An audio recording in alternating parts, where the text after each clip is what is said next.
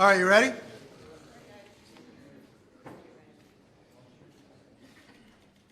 We just had a vote on the floor.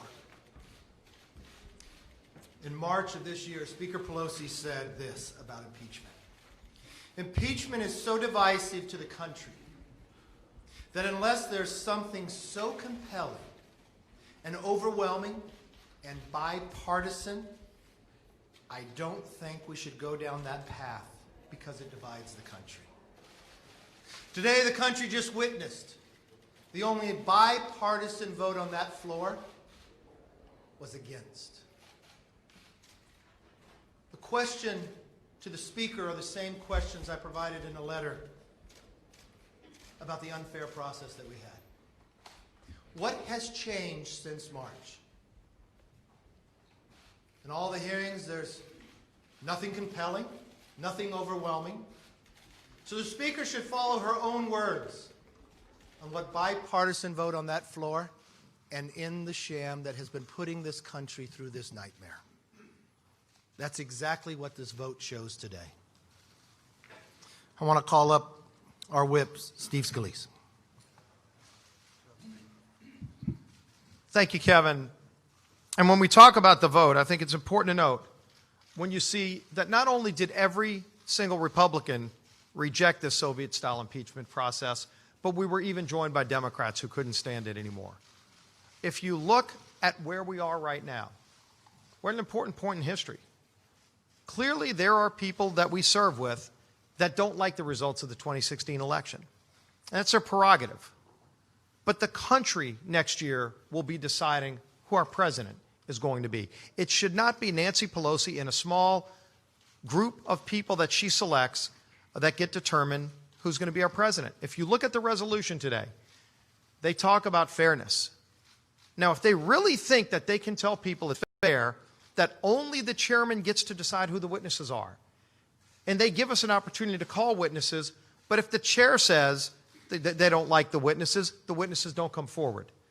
They allow the president to have legal counsel in the room unless the chair decides that they don't want the president's legal counsel in the room.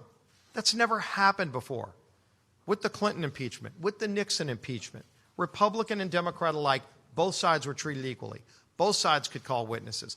President's legal counsel was in the room, not at the discretion of the chair, but because it's fair. And so when you look at this Soviet-style process, it shows you that they don't really want to get to the truth. They want to remove a sitting president. In fact, the author of the articles of impeachment said, if they don't impeach the president, he will get reelected. Now, that's not why we have impeachment. Alexander Hamilton made it very clear. His concern when they were trying to promote the Constitution was that he didn't want to see impeachment used for political purposes. Yet that's what happened today. He predicted it, and it happened today. It's a sham. It shouldn't have happened. It's a tainted process that Adam Schiff's been conducting, that Nadler might one day conduct. The House deserves better. The people of this country deserve better. We should be tackling real problems. We could have lower prescription drug prices today, but Pelosi won't bring those bills to the floor because she's infatuated with impeachment. Our troops could be properly funded, but Pelosi's infatuated with impeachment. In fact, we could have better trade relations with Canada and Mexico and create 160,000 new jobs today, but Pelosi's infatuated with impeachment. We deserve better. Our conference chair, Liz Cheney. Thank you very much, Steve. I want to make sure everybody is focused on a couple of things, and you'll hear from a number of our members here today about this. The first one is that the Democrats cannot fix this process. They've now created a record over the course of the last several weeks with witnesses they selected. We know there were circumstances where Chairman Schiff told witnesses not to answer questions that our members were asking. We know there have been circumstances where our members have attempted to go read transcripts and they've been told by staff members that they're not allowed to go read those transcripts. This is a process that has been fundamentally tainted. The president has had no rights inside these hearings. His counsel has not been able to be present. So for them now to claim that they're suddenly going to open the process up, which, by the way, this resolution does not do. The resolution says that they're going to continue doing what they want to do. It gives authority for open hearings. but they cannot go back and fix what is a fundamentally tainted and unfair record.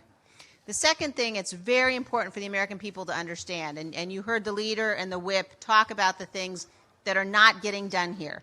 And there is a long list of things the American people deserve to have done that simply are not being addressed because of the Democrats' obsession with impeachment. But think about what Speaker Pelosi has done for the last several weeks and what she codified today. What she did today was she said she is going to take the Intelligence Committee of the House of Representatives, which is arguably the single most important committee when it comes to our oversight, when it comes to the national security of this nation. And she has told them, stop all focus on any issue that has anything to do with the national security of the nation. You saw Democrats on the floor of the House arguing that somehow it was Republicans who were putting politics above national security. There is no one who has done that the way that Nancy Pelosi and Adam Schiff have done that. History will hold them accountable. History will judge them. We're at a moment where the nation faces grave, significant, ongoing threats. And she has completely neutered the Intelligence Committee. She has said they must be focused on a partisan impeachment process and not their oversight obligations that we have as a body, that we have as an important branch of this government. And they'll be held accountable for that. Now I'd like to turn things over to the Republican leader of the Oversight Committee, Mr. Jordan. Thank you, Liz. I want you all to think about something. This morning, I was in an impeachment deposition, but then had to leave that to come to the floor for a vote on the rules for impeachment. That's what that says it all about this entire process, and it is a sad day. It really is for this country. What the Democrats have put our nation through for now almost 4 years. You go back to July of 2016 when they opened an investigation into the president, then candidate Trump, and spied on 2 American citizens associated with the presidential campaign. I bet that has never happened in American history, but that happened in 2016. And all we went through with the whole Mueller thing, and now this. And now this today. This, as the whip has said, this entire sham process, it is 4 facts have never changed, and they will never change. 4 fundamental facts. We have the transcript. There is no conditions in the transcript. There's no quid pro quo in the transcript. Even the day after the call came out, Democratic chairmen were saying, well, there's no quid pro quo there, but we're going to keep on doing what they've been putting our country through. Second, the 2 individuals on the call both have said, President Trump, President Zelensky have both said there was no pressure, no pushing, nothing. Third, the Ukrainians didn't know aid had been held up at the time of the phone call. And fourth, and most important, what action did they take? What action did President Zelensky take or the Ukrainians take to ever free up the aid that was held up? They did nothing. No statement, no announcement of any type of investment. Those facts have never changed, will never change, but they don't care. They are trying to impeach the President of the United States less than 13 months before an election based on an anonymous whistleblower with no firsthand knowledge who has a bias against the president. It's reported that the whistleblower worked with Vice President Biden, and on it goes. The American people see this for what it is because the American people are fair people. They are just people. They are people with common sense, and they will not tolerate this. And I appreciate the leadership of our leader and our team and how we all voted against this because we see it just like the American people do, and we know it. We just know it's wrong. And I'd like to call up our ranking member on the Foreign Affairs Committee, Mr. McCall. Thank you, Jim. For 38 days, we've witnessed a one-sided investigation in the most secret room in the United States Capitol, without an opportunity to call witnesses on our side, without White House counsel present. This defies historic precedent. Adam Schiff stated to us, to Jim and myself, we've been sitting through these depositions that because the DOJ declined an investigation, that he is now deemed to be both the prosecutor and the grand jury. I was a federal prosecutor. Adam Schiff was too. He knows better. You can't be both. The American people have been shut out of this process, defying democracy itself. Every time we get close to a witness, close to the whistleblower, we get shut down in that room. And you have to ask yourself this question: why? Why? does Adam Schiff not want us to ask those questions? What was the role of the whistleblower? What role did Adam Schiff have to the whistleblower? What role did his staff have to the whistleblower? For one man to turn this country upside down, to have this vote today. Our founding fathers warned about this in the Federalist Papers, that a future Congress at some point in time would base an impeachment not on guilt or innocence, but rather on partisan politics. Partisan politics. Sadly, today, in this chamber, their worst fears have been realized. And with that, I'd like to turn it over to Lee Zeldin on the House Foreign Affairs Committee.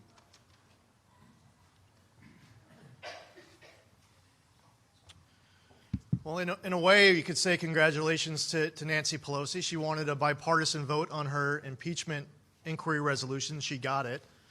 It was a bipartisan vote against her impeachment inquiry resolution.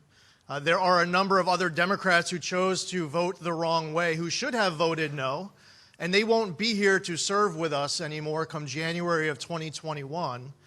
Nancy Pelosi, as the leader of her conference, has chosen to sacrifice a few of her own members. Those members are going to lose for all of the right reasons.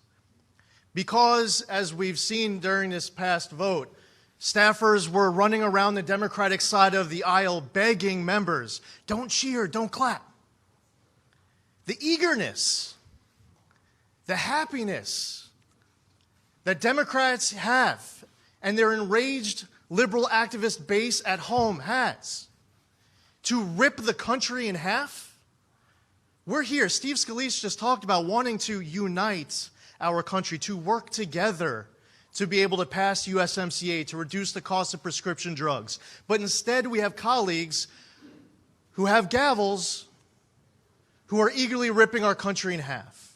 We've been saying for weeks that not only should there have been a vote to launch an impeachment inquiry, but that vote should ensure that the transcripts are released, ensure that Republicans are able to call witnesses, that there should be an equal allocation of staffing, that the President's counsel should be present at these hearings in order to cross-examine witnesses and present evidence. Every single thing that we've been saying over the course of the last few weeks on those points aren't here in this resolution. Now, Adam Schiff, as Mike McCall just pointed out, is the prosecutor, the judge, the jury, the chief strategist for lying and leaking. A couple days ago, he crossed into this new territory called witness coaching, and he wasn't very good at it. And it's not just getting close to the whistleblower. Get this, the jurisdiction of the Intelligence Committee is to look into intelligence-related matters. But Adam Schiff decided 2 days ago, in his most recent rule change, that in no way, shape, or form can you ask any question that has anything to do with the intelligence community. Now, you all are being used. Some of you are happy about it, some of you are not. But many of you are reporting 0% of the story. There was one story that came out yesterday in Politico that was filled with falsehoods. Just somebody lied to you. I watched CNN last night and I saw a host, one allegation after another, say stuff that just was not true. Your sources, those Dems in that bunker, are trying to create a narrative because Adam Schiff aspires to write the world's greatest parody.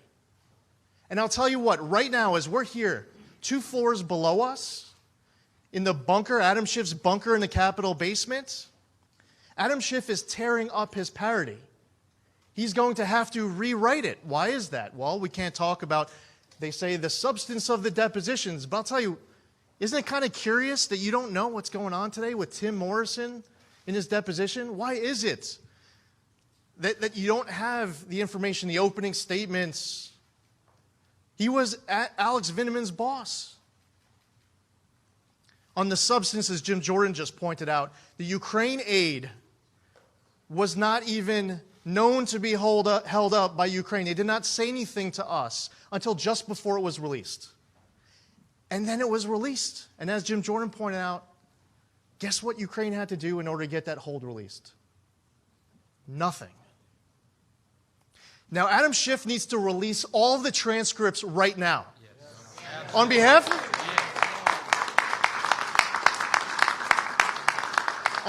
of our constituents, on behalf of the American public, for everyone who's pissed about being misled by Adam Schiff and his cohorts hiding in the bunker of the Capitol basement, using you to lie to our constituents, release the darn transcripts. Let's have a conversation about substance. Because I'll tell you what, you lost the conversation about process. You're losing the conversation about process. Bring it on about substance, because our president was right in being concerned about corruption. Our president was right in wanting to look into interference in the 2016 election.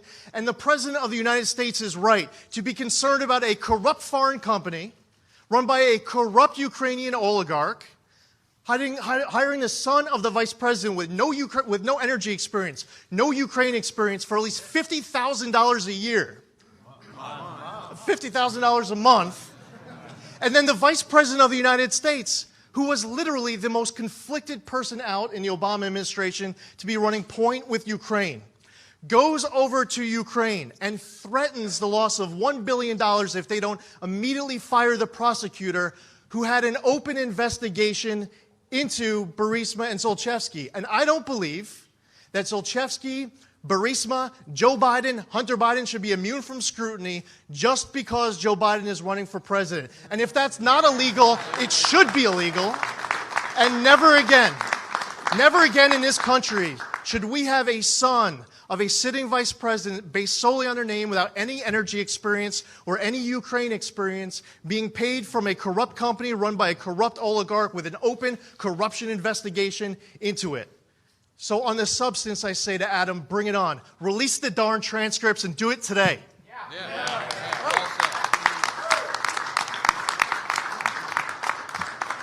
And now I'd like to ask the Republican leader of the Judiciary Committee to join us, Mr. Collins.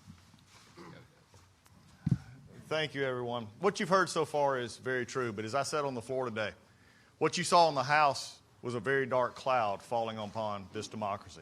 Even more is falling upon the House, because what is happening here, and Mr. McGovern had the audacity to stand there today and say all Republicans want to do is argue about process, they don't want to argue about substance. I think our leadership team and others have said today that's not true. But let me also say something to Mr. McGovern.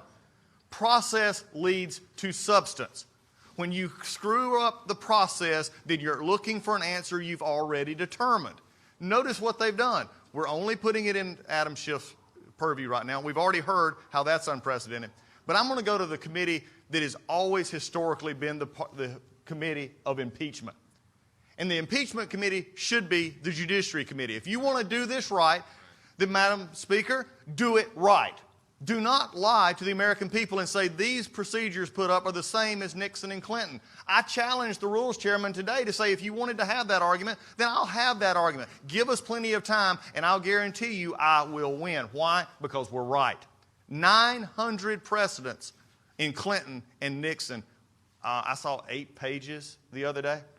I saw things that they're only simply saying Adam Schiff's committee now gets to do whatever they want, continue the process without presidential involvement, without presidential scrutiny, without anything else of fairness or bipartisanship in any way that we saw in others. How can they stand before you, and when you'll go talk to them in a little bit, is ask them, how is that fair? Then to give it to a Judiciary Committee that has been completely neutered of its power. They've shown for 10 months they were completely inept at handling the Russia investigation. Do I have to remind you of John Dean? This is pathetic. And then when it came to writing the rules for us, the Rules Committee actually had to write the rules for the Judiciary Committee because they didn't even trust them enough to do that. So I ask you as members of the media, how can the American people trust this Judiciary Committee, which the Speaker of the House doesn't trust, to handle an impeachment article? I tell you what, when it gets to the Judiciary Committee, I do have one thing for Mr. Schiff. If he wants to be, as said, a special counsel, he set himself up, then here's my challenge to Mr. Schiff. You want to be Ken Starr? Be Ken Starr. Come to the Judiciary Committee, be the first witness, and take every question asked of you. Starting with your own involvement with the whistleblower. Folks, this ain't over. Get ready. The cloud that is dropping will be dropping on their heads because process matters and substance will always win out in the end, and this president has nothing to worry about on substance. I yield back.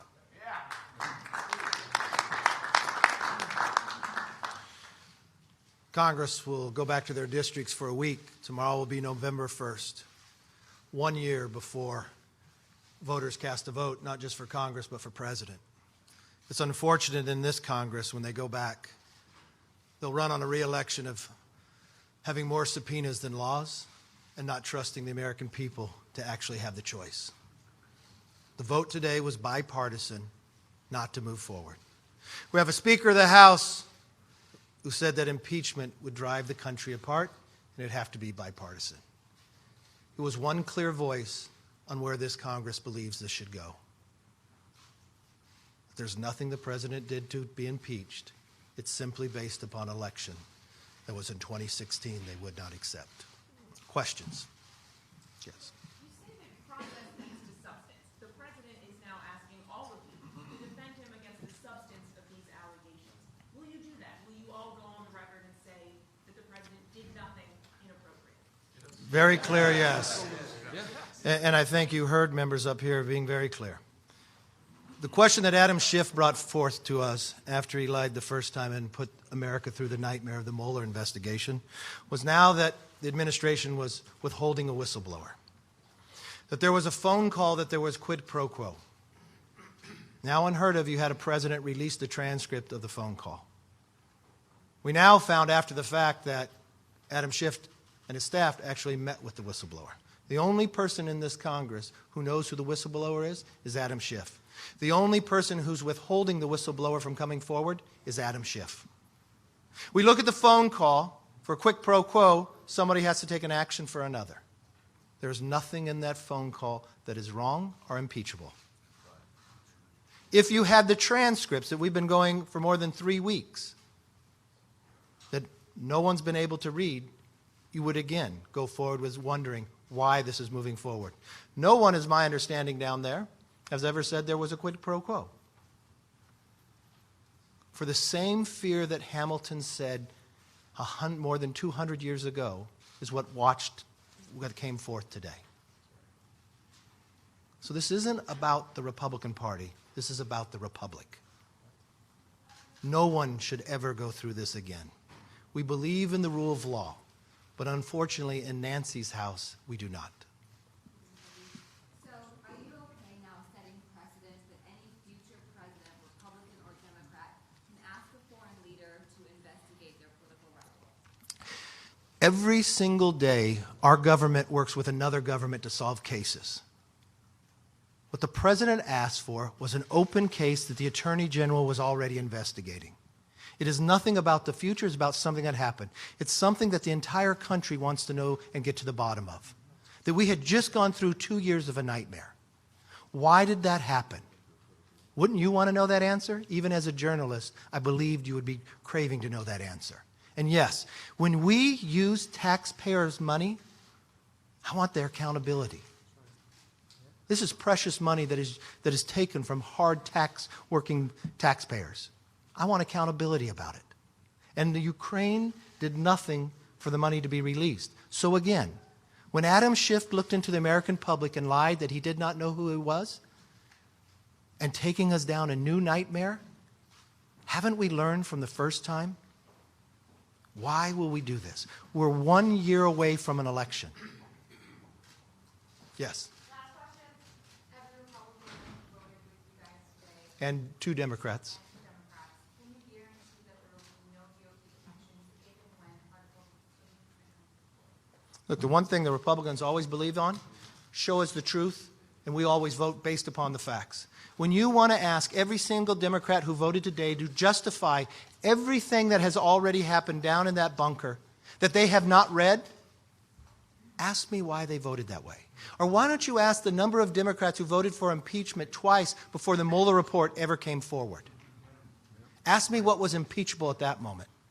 Ask me every single member of Congress that now has a transcript of a phone call.